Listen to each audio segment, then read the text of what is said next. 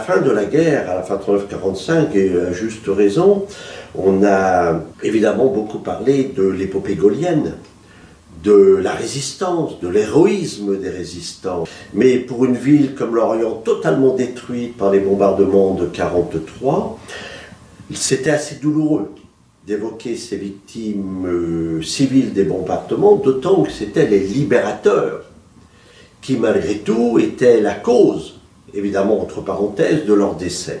À partir du moment où les Allemands arrivent à Lorient, c'est l'occupation, c'est les privations, les brimades, etc. Et c'est surtout l'arrivée de l'amiral Dönitz très rapidement. Le 21 juin, les Allemands sont à Lorient. 2 jours après, il vient visiter les installations portuaires, avec l'idée que ces sous-marins vont pouvoir très rapidement rentrer dans l'arsenal.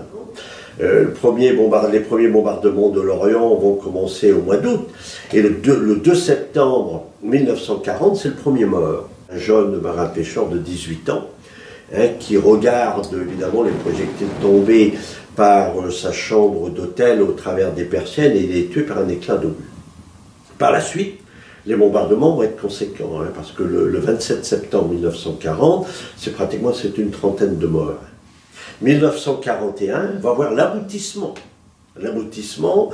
de la mise en place des bunkers, avec évidemment des sous-marins qui vont être de plus en plus présents.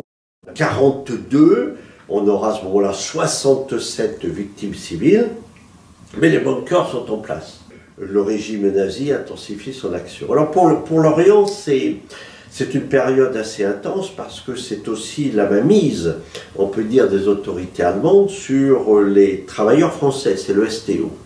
Et à Lorient, c'est un sérieux problème parce que les travailleurs de l'arsenal doivent être envoyés donc pour travailler pour le travail obligatoire. Les Lorientais vont manifester parce qu'une des dominantes des Lorientais, c'est dès le départ de refuser l'emprise allemande, et ils vont résister très très rapidement.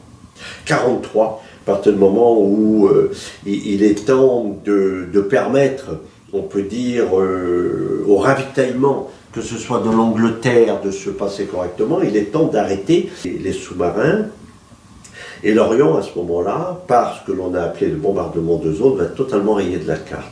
C'est 141 victimes civiles, et la ville, à la fin, on peut dire, du mois de mai 1943, n'existe plus.